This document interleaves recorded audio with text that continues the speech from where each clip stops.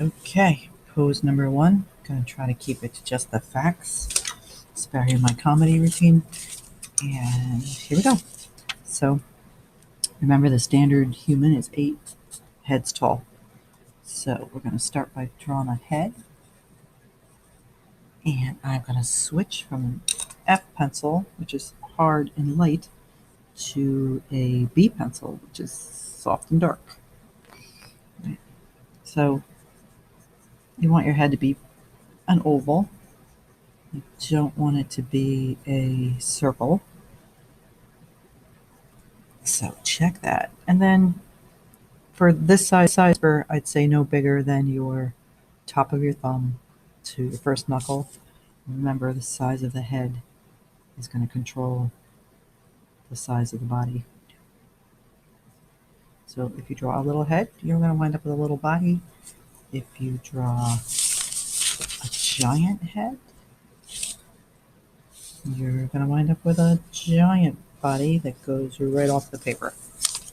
So for now, make sure that these are fitting on the paper. So you draw your head, and then the head becomes the unit of measurement.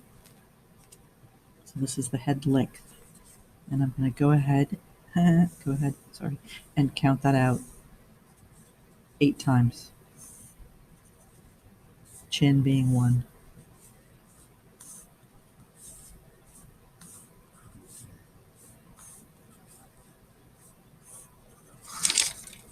And again, these are standard proportions, just like portrait proportions are pretty much the same for everybody because we all have relatively the same skull. Minor exceptions, differences. Same for your skeleton. So you got 1 through 8, and now you're going to go back and do 1 1/2 and 4 1/4-ish. And then you're going to label. Everybody's the same proportions. It's just all there is to it, at least skeletally. So 1 1/2 is going to be your shoulder line. I'm going to draw dark so you can see it. You don't have to do the 2 is about the start of the armpit. 3 is waist and elbow. 4 is going to be hip at the top of the pelvic bone. 4 1/4 is going to be wrist and crotch. 5 is going to be your thigh area. You don't need to label it. 6 is going to be knee, and then somewhere in there is going to be your ankle. All right, so now we are drawing a straight up and down pose. Your spine sort of controls the pose and your movement. So and starting with a straight pose is just the easiest way to go. So you're going to drop a line from her head at her chin all the way down to the 4 1/4. And if we were drawing her skeleton, that would be her spine. And then you're going to go ahead and just turn that line into an arrow. So then you automatically have a spine and a crotch where your wrist is. Okay? So if you look at this, I'm not making these things up. There's 1 1/2. There's her 3. Here's her elbow lining up with her waist. Here's 4 1/4, which is lining up with her crotch. And there's end of fingertips. So if you get dress coded, that's where your skirt is supposed to end. Going by the dress code, and I'm not even going to start. All right, so then if you really look at her neck, it's coming out from basically right behind her ears. So your neck is probably wider than you think it is. I'm going to shade because it's helping me see form. It's kind of helping me remember that she's not flat, like she's not like a paper doll. That's a real human there. And just a little bit of that. All right, so you're looking at this and you're thinking, that's ridiculous. Nobody's neck is that long, except maybe that woman on outline Outlander. You'd be right. So you're going to, next, you're going to take the width of the head. So the length controls the height, and the width of the head controls the width of the body. And if you go stand and stare at yourself in the mirror, take some measurements, you will see that this is probably the same for you. So a woman's shoulders are 2 heads wide, a woman's hips are 2 heads wide. So for the sake of, starting to think anatomy, boop, that area is your torso. Right? And then if you look at this reference, which is in your class stream, she's got some trap muscles there. Okay. And I'm going to go armhole.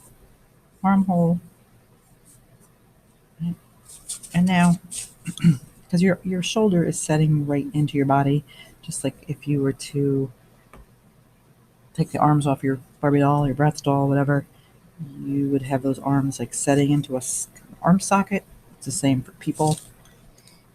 She's a nice standard human. She hasn't had ribs removed. She's not wearing a waist trainer every second of her life. So the degree of curve from rib cage, like this would be rib cage, to waist is up to you. You can make her as curvy as you want or as uncurvy as you want, right? But in a little bit to waist and then out again to hip. Then kind of connect the arrow crotch to the edge of the hip. And again, I'm just going to shade because it helps me think.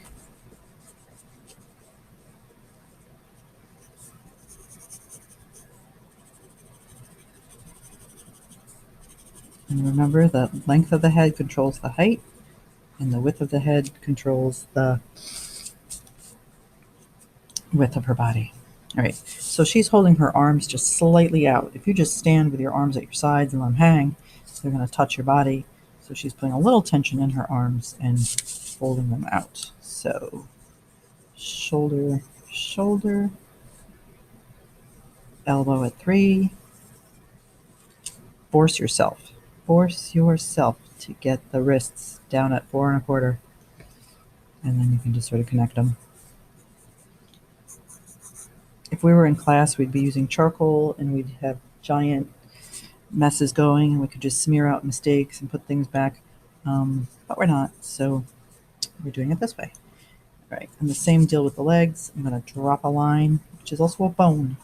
So when you're drawing a line, think of it as a bone. So these are her leg bones. And around the 6, you're going to have a big knee. Somewhere in here, I'm going to have an ankle. And you're like, that's terrifying looking. All right, so now you're going to go back and do what I'm going to call fleshing it out. So it's a taper from the shoulder to the elbow, and from the elbow to the wrist. And it's a taper from the shoulder to the elbow, and the elbow to the wrist being at 4 1/4. And then the same thing at the knee. I'm going to taper it in.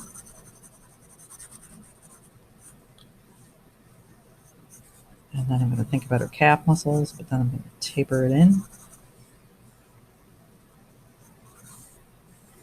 And yours can be line drawings. You don't have to do the shading if you want. You must number, you must label. And I really want you to draw them. Don't skip bones. All right, so then to draw feet, I'm doing a diagonal, connecting them. A diagonal, connecting them.